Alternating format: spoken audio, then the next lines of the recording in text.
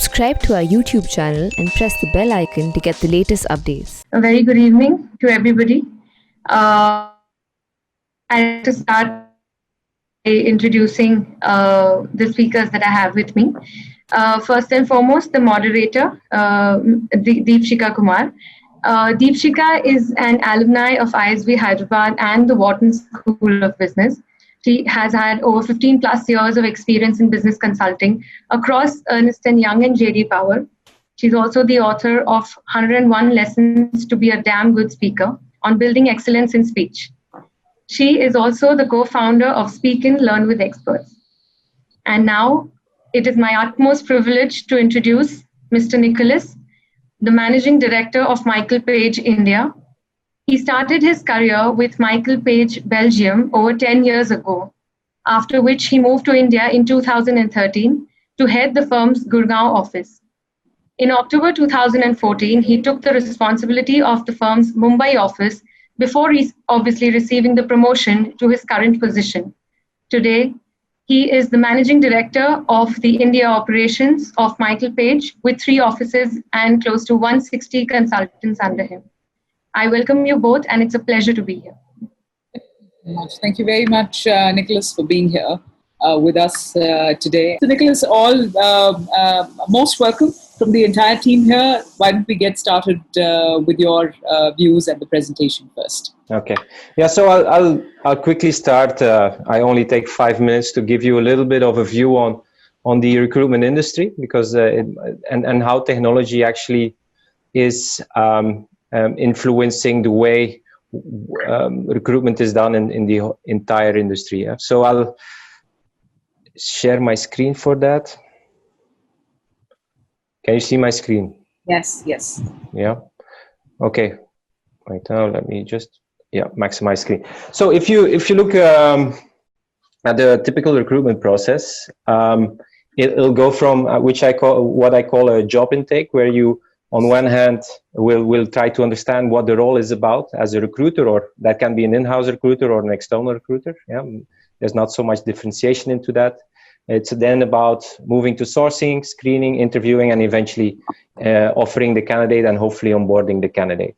Now, if you look at the overall way it is done, it's always an interaction between human and machine. Yeah, so where human would be typically the most used skills in the past, especially before machines and mainly computers were there, and where we now see a more long-term shift towards machines taking over in some shape or form, and I'll explain a little bit later more in detail how it works. But I'll maybe give a little bit of an anecdote how it went in the 80s, because it'll show you how things already have progressed. So if you would see how recruitment was done in the 80s, it was in effect a way that you would take up your phone and you would still dial like this, the phone, call a client, try to understand from a client what exactly he is looking for. And then from there, you would, instead of looking in a database, you will have a list of job types. Yeah. And then in that job types, you would have names, and that would be a written list. And then you will go from there to your classification method in these drawers and start looking for CVs in the files. Yeah? So that was the way it was done in the 80s. Now, the funny thing is these CVs needed to get as fast as possible to the client. And there was no email. Yeah, so you could mail it, but that would take 1-2 days, and you might lose out on time. So what there was a guy on a bicycle or on a motorbike, and he would take the CVs and bring them to the client and ensure that the client gets the CVs and so on and so forth. So if you see how we have evolved from there, there's a huge difference already. Yeah? Email has come in. We have now job boards which came in. There are different ways in interacting with clients. You can do it now over a video call, same with candidates and so on. So machine has become an enabler for us to do our roles as recruiters in a much better way. And until now, this enabling, it has been more as an enabling function. The question is, when will it start replacing some of the tasks which a recruiter is currently doing, which probably will take a lot of time. Yeah. So the end objective probably is that this whole process will be done by a machine. Now, will this be in 50 years, 100 years, 150 years? I'm not an expert in this, but eventually there's a big chance all of this will be done by a machine, because if the machine is able to do these human tasks, which everyone is predicting will ever at one point in time is happening, this will disappear. Yeah. So, but probably there's a chance that we don't see it in our lifetime. So there's three things which interact with each other. And what you see in the market, you can look for an end-to-end solution in recruitment across these 4 or 5 buckets. But most of the time, the solutions which are there in technology are very feature-oriented. Yeah, so they will solve one particular problem, but they will not be something that you can actually replicate across your whole process, across different processes in an organization. So an example be giving, you can have that you have video interviewing where a candidate gets a couple of questions asked up the front, and then the candidate just through an application will answer these, and then the video comes into the inbox of a client, which then in 10, 15 seconds immediately can assess whether this candidate would be a fit and whether he wants to invest more time on the candidate or not. Now you do that with a senior candidate, it will never work. Yeah, so it is a specific feature that will work in a specific context in most cases, and it's very difficult to have a wholly integrated system. Yeah, you will see a difference in where technology will work better than in transactional processes versus knowledge-based processes. Again, taking the simple example, if you work with more senior candidates in the market, it is much more knowledge-based, much more relationship-based, so it's much more difficult to drive technology through that. And last thing is, which I mentioned already, is it actually going to replace or enable us to be more successful? And especially in the higher end of the market, more enabling will be there. Replacing could start creeping in on the lower end of the market at a certain point in time. In terms of the seniority of the roles. Yeah, so I quickly broke it down a little bit for yourself, what you can see across the different segments. So if you look at the job intake and the actual sourcing, so looking for candidates, you'll see that the selection often is still very human-based, and the sourcing of senior level profiles is very human-based. But if you see on the junior level, it's the opposite. Yeah, what you'll see is a client of us, or sometimes some providers, they will put an ad on, they'll get a lot of CVs coming in, and then they just have some filtering mechanisms in place which automatically get you to the right candidate. Yeah, so depending on the level, you'll see differentiation in the way it approaches. But all these platforms today are enabling us to be better. If you look at the LinkedIn today, or databases we're using, job ad platforms, and so on. Screening, where I see a lot of opportunity is to actually make this much more data driven and much more technology driven is definitely here. Again, on a senior level, more difficult. Junior level, easier. But at least as an enabler, I think much more will come in the next couple of years, because assessing a candidate with objective measures and things in place is probably a much better way of having a successful hire towards gut feeling and people with just interviewing skills. Yeah, so this, I think, is something which we definitely will see more things coming in. Interviewing, yeah, so we have, like I said before, pre-record video for which actually eliminates the individual that needs to take the phone, ask a couple of questions, then say yes or no, will easily be taken over, and you can actually skip a step. And lastly, I think this is the most difficult one, the employment offer, because it's not only at the end that you make an offer, you actually already start to understand what the offer could be the moment you talk with the hiring manager, and then through the process, through your selection, through the conversations you have with candidates, you actually see whether that will fit the client's requirements. And all that negotiation piece is actually interwoven everywhere. So very difficult today to give this to a machine, because they will not read into the specificities of each candidate, where they live, what is their family situation, what kind of increment would they want, and so on. So there, I think it will take a long time for some standardization or machine will coming in. Yeah, so globally, this is a bit what the recruitment industry is moving towards. And for the viewers, maybe what is important to know is the more you use these specific platforms, the better the chances for you to be able to put yourself out there towards recruiters, because it is going to move towards that. Yeah. And it's not only going to be in the recruitment industry, and we're going to talk about it later. It's going to be in each of the industries we're currently which are currently there out there. Yeah. So this is a little bit from my end. I'm not sure whether you have some further follow-up questions on this, Deepshika. You're on mute. Absolutely, yes, Nicholas. I think from a technical perspective, as we said, you talked about LinkedIn and from the other Monster, Jobs Ahead, Naukri, etc., etc. I think that the entire access part, the access problem is being solved, but the need analysis part is where none of this have been able to be successful. What is your take? I've spoken to so many leaders from the recruitment and the executive search side as well. What is your assessment of what still makes recruitment firms, search firms so validated? So first of all, define the recruitment landscape for us, especially in the subcontinent context. Okay. So look, if you look at the recruitment landscape today, you can divide three major areas in the market. Yeah, you have the CXO level, which I would call it, which caters typically to 80 lakh upwards type of positions.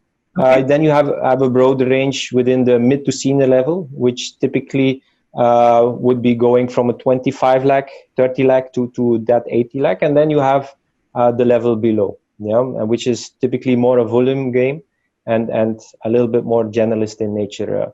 So each of these segments would have different players catering to it. Yeah, and each of these segments have their own difficulties and their own recruitment firms which cater to it with their own solutions.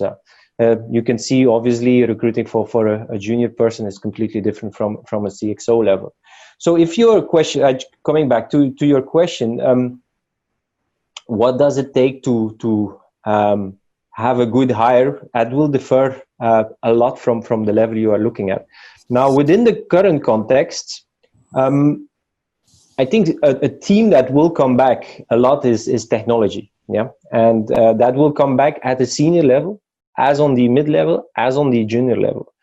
Because any organization that wants to make itself relevant today will need to, in some shape or form, pivot towards a more digitized environment, whether that is just to support their employees or whether that is to support their clients or connect their clients, whatever the reason, they will need to do so. And I'm seeing already in the market the roles into digital transformation are roles which are now currently popping up in very traditional companies. Yeah, companies who were probably not thinking of it, and now suddenly, through this COVID period, suddenly start thinking, oh, we're gonna miss the boat if we don't change, and someone else will come and take our piece of the pie.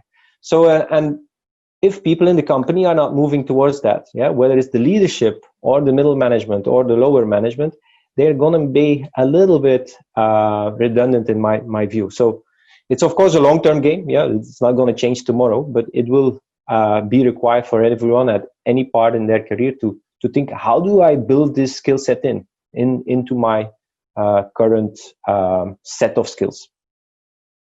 So you talked, Nicholas, about now talking slightly more about the trends of and I want to, when we ask the questions, I also want to keep a small piece. And talk specifically about your own leadership journey, particularly for the past 7 years that you've spent in India. And yeah. I'll ask that as a leading question. But before that, Nicholas, what are you seeing in terms of the current trend? I know you talked about that. We're past the lowest, which happened in May. What is it that you're seeing right now? And somebody is saying that the Q3 is going to be even worse because companies had money. Now they're running out of it, and now it's going to fall further down. What is your prediction, the crystal ball prediction for? I wish I had that ball. I'm still looking for it. So, but for now, as a company, we've been pretty good at actually foreseeing what's going to happen, both globally as in India. I think I can say that most of our forecasts have been spot on, and we're looking typically 3 to 6 months ahead of the game. So I was predicting actually by September we would be around an activity of around 75% within recruitment. Now, recruitment is a leading indicator because if companies start recruiting, that means they're confident about the future. We're currently at the 65. Now, the 65, the mix is completely different from the 100% we had 9 or 12 months back. A lot has shifted to technology. Yeah, so that's where a bulk of the roles come, and that's where companies are confident that they want to invest in. Yeah, so if there is already a path towards digitization that was happening, that is now getting accelerated. If they didn't have a path to digitization, they start thinking of it, though that will take sometimes a little bit more time to get implemented. So we see a lot of these mix going towards technology, data analytics, product, and so on and so forth. The second part, which has been accelerated in the Indian market and also globally, is everything which is around healthcare, and that in the broad sense of things. Now, there are short-term issues in hospitals and medical devices and so on, but the long-term view of the industry is that it's going to be a large uptick, and especially in a country like India, where there's at least a lot of, I would say, underinvestment in the industry as a whole. And with the development of more medical devices and diagnostics and so on, I think this will create a good growth area for people who want to build out their career in that area. So these are the two teams we really see coming back. A last theme which we see is continuing. There's still an investment appetite in India, especially from private equity funds. So they are constantly on the look for good opportunities, majorly because of the overall valuations being much more sane than they were before. So they use this as an opportunity to see whether they can make some deals across. Yeah, there's a lot of money available in the world.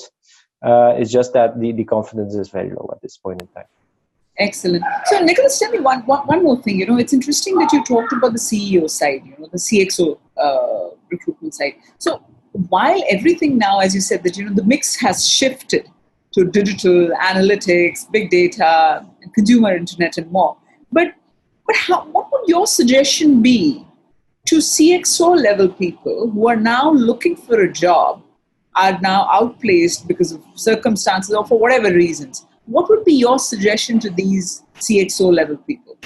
Yeah. What do they do? What transition do they do in terms of skilling? Because, also the age profiling, they'll be typically around 40 plus or 35 plus bracket, which becomes very difficult also, somewhat difficult to reorient themselves. What do they do?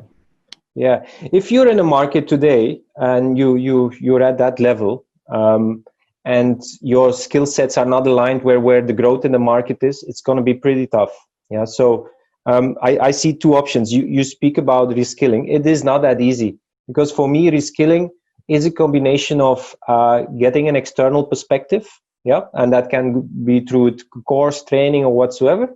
But it is also about on-the-ground implementation of that perspective, yeah, and that's how you're going to build a skill. It's not just I'm going to train and not execute. You need to do both ends, and that's where then through results you get the confidence that the person at the other end of the table to say, okay, this person I believe they can do this. So I think it's not as easy if you're without a job to really go out there and say, oh, I suddenly have acquired a new skill set. I do think though there are opportunities in the market, maybe on a more flexible way, in a consulting way, where you can actually step into companies and add value in a short term, because you have, as a CXO, certain experiences. And sometimes a company would already have a digital focus, but they need maybe a little bit more of the on-ground experience, the reality, the brick and mortar experience. And in these situations, you could actually go in, be a consultant, give a different perspective, but meanwhile also be able to understand the digital side of things. And that will add a flavor to your profile. A lot of people are very worried about taking up consulting assignments because it is looked upon in a negative way. But this is where the world is moving. It's going to be more flexible, more agile, and through these things you can actually keep yourself relevant. So that's, I think, could be something they could be looking at. Fantastic. So actually, I would really want you to make note of this particular piece that Nicholas talked about. It can help a lot of people in the current circumstances. Definitely. So, Nicholas, if I were to come back now and to the question that intrigues me when I look at leaders like yourselves, tell us about your journey, your India journey. Belgium to Gurgaon and then to Mumbai. How has leadership been for you in the past 7 years? Yeah. So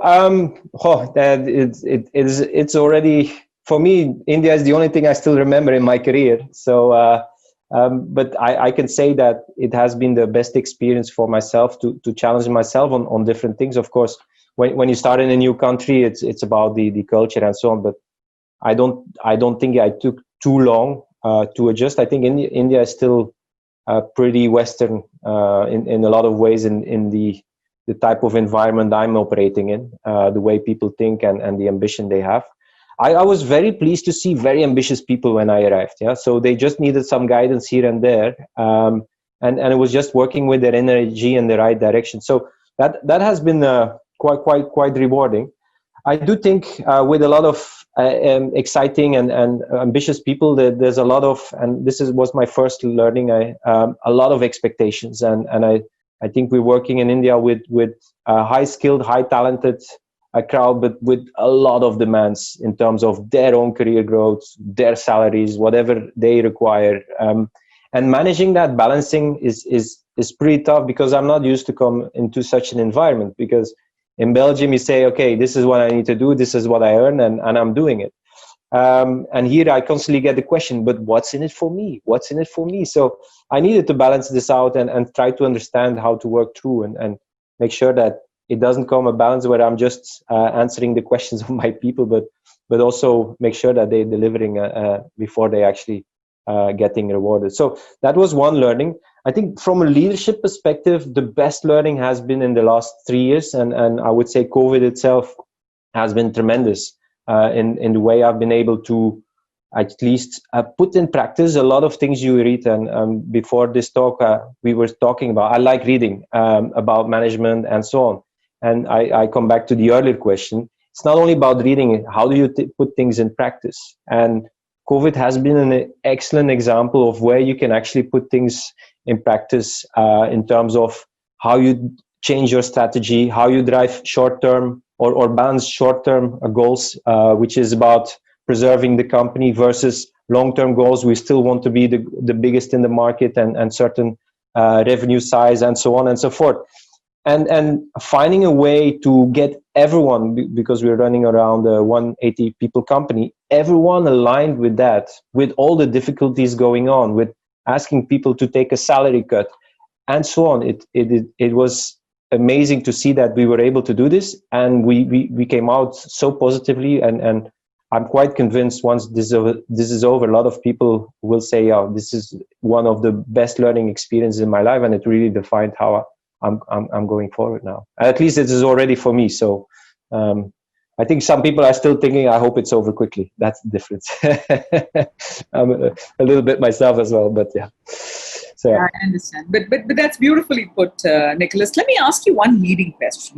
I know, and not so much in terms of being politically correct, but in terms of, we understand that there are, while it's a beautifully young country and aspirational, as you said, that, a lot of aspiration, ambition, but there are very, very clear gaps in the orientation, productivity, efficiency. I worked in the Southeast Asian market. I used to work in Singapore, and when I came back, I really found it very difficult for the first couple of years to adjust to the way some of us worked here. So, but having said that, businesses per se, the overall economic system is moving very, very fast. And then there is, our curriculum moves only as fast. Even with the new education policy coming in, you would see probably, 2 generations apart, that the differences would actually start manifesting. But, so there is a leadership void that is there, particularly in the middle level. What is your view of it, and how can companies who are at the receiving end of such void help and elevate their entire productivity matrices when they hire people from within the country? Yeah, so it's very true. And what you see, and sometimes the frustration of us, but if everyone in the country, when you go to any company, they're always chasing the same 4 or 5% in the market. Yeah, and probably I'm even exaggerating, but I'm only talking mid-senior level. I'm not even going to the lower levels. So everyone wants the same profiles. Yeah, and these profiles get jacked up in terms of salary in the market, and then there's a whole void of people who get lesser opportunities because maybe their education was not up to the mark for most companies. Maybe at a certain point in time, their communication skills were not strong enough. For whatever reason, there's a lot of people who actually have not gotten the chance. And it is a fact that if you don't get the chance to do something, you will not acquire the skill. And you start just losing time. And that's where the issue is. It's giving people similar opportunities to grow. And companies need to think beyond the standards which are there, which is very difficult. It is not happening today. So somewhere I think companies or the industry need to come together with the education industry and see how do we get all these young people giving chances to prove themselves through the system. That's the biggest problem. As a company today, and I remember in the shared services when I spoke to clients, that was always coming back. Yeah, we have leadership, very good. Then we have a lot of people that we need to hire. So we automatically promote people, but they don't have the skill sets. And then they are not able to manage the people. The people below get frustrated, they leave, and you get that revolving door because of the middle management not being strong enough. So it is a chicken and egg problem at this point in time. Absolutely, Nicholas. I think that's a major issue. So, but in some of my last questions, Nicholas, would be in terms of there is another trend, and you talked about that the CXO level particularly move towards consulting and keep yourself relevant, and I think that would pretty much be applicable to perhaps to across levels as well. With a lot of freelancers now emanating, particularly in digital marketing, even the freshers, you see very, very young graduates or not even graduates coming forward and saying that, let me do those small gig experiences, gain that experience and then move up and then see what I end up liking. So where do you see the role of recruitment firms? So you're for example, you are a leader in recruitment in not just the country, but globally. So What is the role change for yourself as an organization or as a part of a large industry that you are seeing, which would aid such a transformation for the employable people? Yeah. So it's our role is to educate the market. Yeah. So the good thing is that there's a lot of instances across the globe where it's already happening. Yeah. So the Indian market just needs to be educated. And today, when I have a conversation with a client, it will be the least preferred option because they've never tried it. And let's go to something that works for me. They always say yes, but then the moment you're going to talk contract and you're going to talk details, it becomes so complex that they shy away from it.